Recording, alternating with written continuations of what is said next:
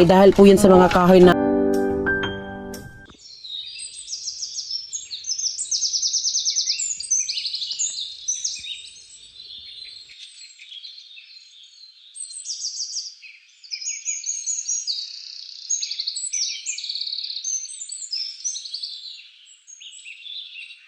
So yun mga kalab, ayan, good afternoon sa inyo. So ngayon ay andito tayo sa ating fish pond.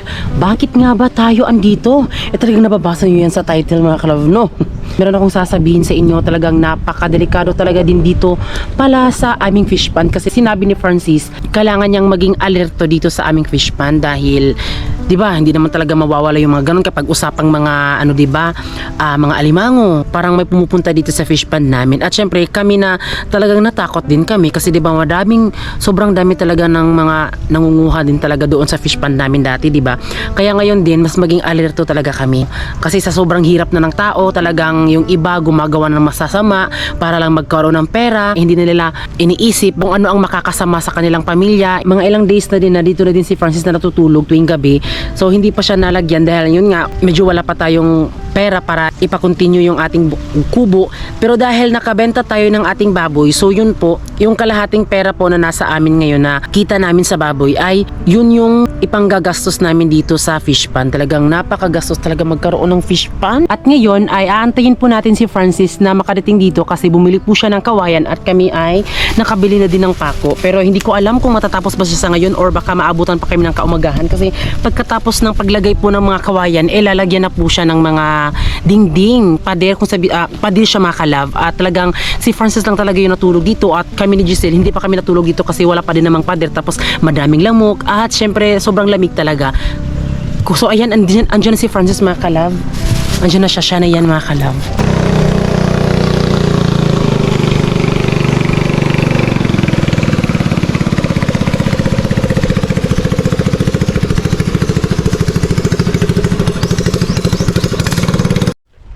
So ayan mga kalab. So ayan, andito na po si Francis. Ayan po yung kawayan niya. So ilang kawayan ang binili mo, Bi? 4. So 4 yung ano niya. Ayan po. Ayan. 1, 2, 3, 4. Ayan po ay dadalhin natin doon para pangsahig. Magkano yan, Bi? Naghahalaga po ito ng 480 po. Yung 4. Oo. So ayan, malalagyan na po ng sahig. May ano ka, Bi, martilyo? May martilyo ka, Bi?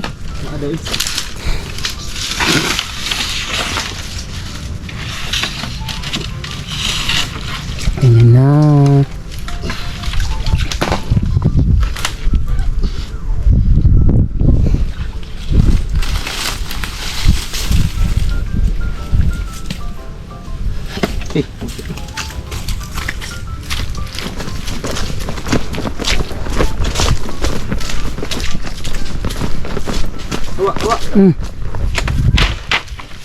Ayan.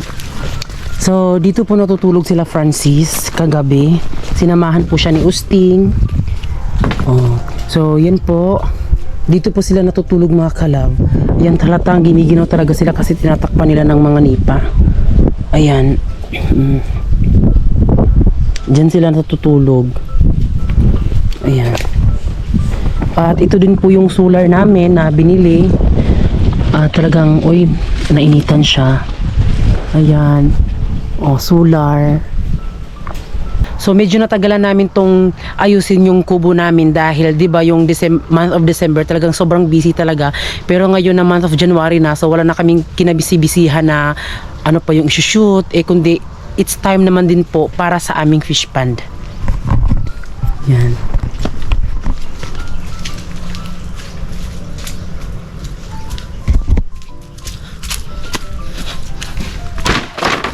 Saan na, Andre? Dala ba naitaan? Oh. Hala, tignan nyo mga kalab, merong taan. Pwede pala yun, Bi. Pwede mo din napataanan diya kaya namin buhay diya. So tignan nyo mga kalab, as you can see, tignan nyo po, meron pong nagtataan dito. Ayan, tignan nyo po, nagtataan. Bakit siya nagtataan dito? Malapit lang naman sa aming fish pond. Hindi ko alam kung pwede ba magtaan dito or pero hindi naman din namin minamaliit, 'di ba? Kasi yung naghahanap buhay din naman yung tao. Pero syempre para sa kapakanan din namin, sa fish pond namin, at syempre hindi tayo nanghuhusga. Talagang medyo na-advance lang natin yung ating iniisip. Kung basta ewan ko, hindi ko alam, baka mas maging pa kami nito, mas maging masama pa kami. Pero ayan, tingnan nyo po, may nanaan talaga. Pero basta ewan ko kung bakit siya dyan ayan, kasi malapit din naman sa fish pond namin. Ayan po yung bubunet. Bubunet po yan. Bigyan ka ng daan, be. Ayun ako na, huy. Sagdi na, tanong ko naman mo. Ayun ako na.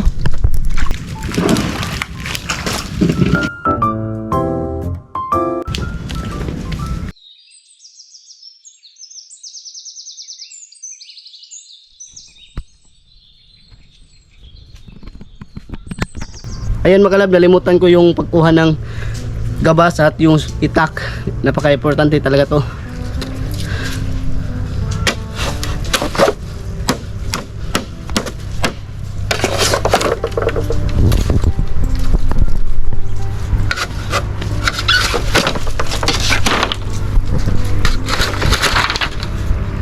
Tuwing gabi mga kalabay, dito po ako matutulog at sinamahan din ako ni Justin at ni John Ray.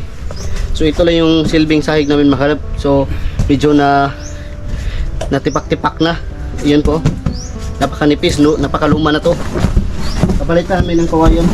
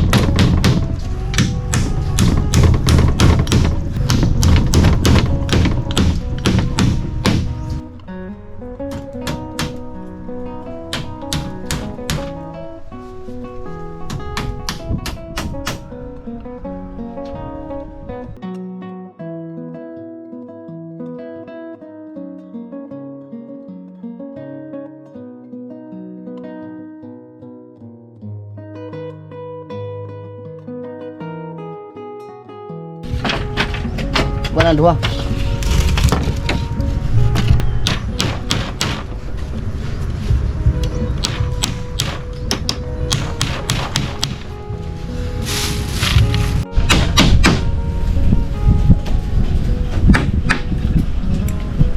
So yan mga kalab, malapit na pong matapos. At alam nyo, nailagay na talaga yung mga kalab, mga kawayan. So yung tinrabaho na ni Francis mga kalab ay sa badang dito. So yung kawayan mga kalab is ganito lang kahaba. So ang ginawa ni Francis ay talagang pinutol yung sa badang dito. Tapos yung putol dito is inalis para mga kalab, idugtong yung mga kawayan mga kalab. Basta makikita nyo na mamaya pagkatapos.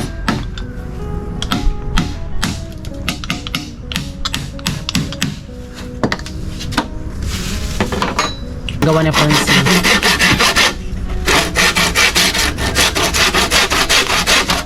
Kulahan yun ako na. Kulahan.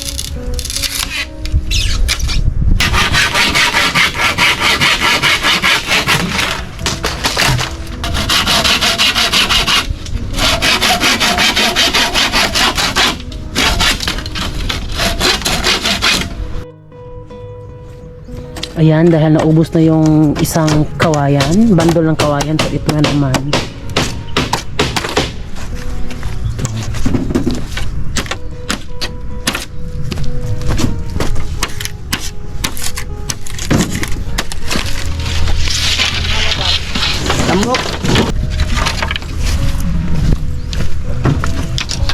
ay nakita po yung crab na napatay daw sa aking kapatid. So ayan po. Natigbasan ni mo, Teng? Wala. Itabang ni bag atake high blood. So meron pong ano, may isang alimango na natagpo ang nahimatay dahil sa high blood. Akin ni high blood mga kalabs. Natagpuan ng sting. Simuta bago pa kayo no. Isa Buhit na pa. Simabuhit pa. Lumusan eh. Tambok na, Abi. Hindi po. O, mga kauna nga. Ako po nagaragara eh. So yan mga kalab, tignan nyo po yung crab sa amin dito. Ayan. So natagpaan po ni Osting doon. Dito nun. Ayan, tingnan nyo. Baka nagdadrama-drama ka lang ha. Ayan siya. So lulutuin natin yan mamaya. Ba't magpalit ko daw kaldero rin? Damaik. Be.